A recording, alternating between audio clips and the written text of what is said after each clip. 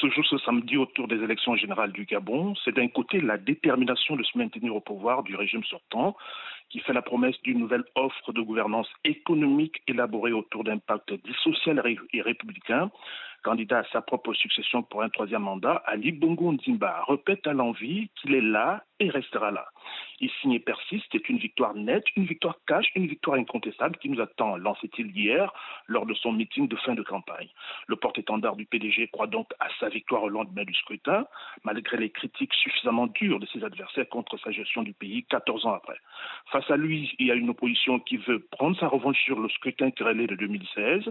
Elle s'est trouvée un candidat consensuel en pleine campagne électorale. Il s'agit du professeur Albert Ondossa. Le principal défi de l'économiste de 69 ans et de sa coalition, provoquer l'alternance au sommet de l'État en mettant fin à plus d'un demi-siècle de règne du Parti démocratique gabonais, vous l'avez dit. Il demande à ses partisans d'aller à la reconquête du pays et de leur dignité. Maintenant, l'opposition a-t-elle les moyens de relever le défi de l'alternance? A-t-elle les moyens de faire respecter son mot d'ordre? Ce sont autant d'interrogations parce que l'ambition affichée par l'opposition pourrait se heurter à la réaction de ses propres partisans ce jour du vote. Ismaël, on a vu ces foules lors des meetings de campagne. À quelle participation peut-on s'attendre? Oui, le taux de participation des électeurs à l'issue de la journée reste effectivement l'autre enjeu de ce scrutin. Lors de la présidentielle de 2016, souvenez-vous, il était de près de 60% à l'échelle nationale. Cette performance sera-t-elle rééditée? Rien n'est moins sûr, surtout que les contextes ne sont plus les mêmes. Par ailleurs, il faut surtout surveiller l'impact réel de la candidature consensuelle de l'opposition sur les différentes tranches d'âge de la population.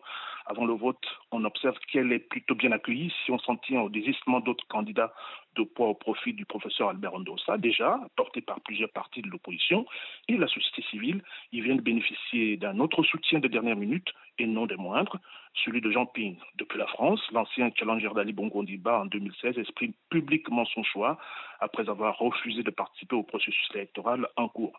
Par cette sortie, Jean Ping dit vouloir placer l'intérêt du Gabon au-dessus de la condition personnelle. Alors tous ces soutiens n'auront de sens que s'ils sont capitalisés dans les urnes, me fait constater une analyse politique. Pour l'heure, les jeux restent ouverts pour les 14 candidats en lice.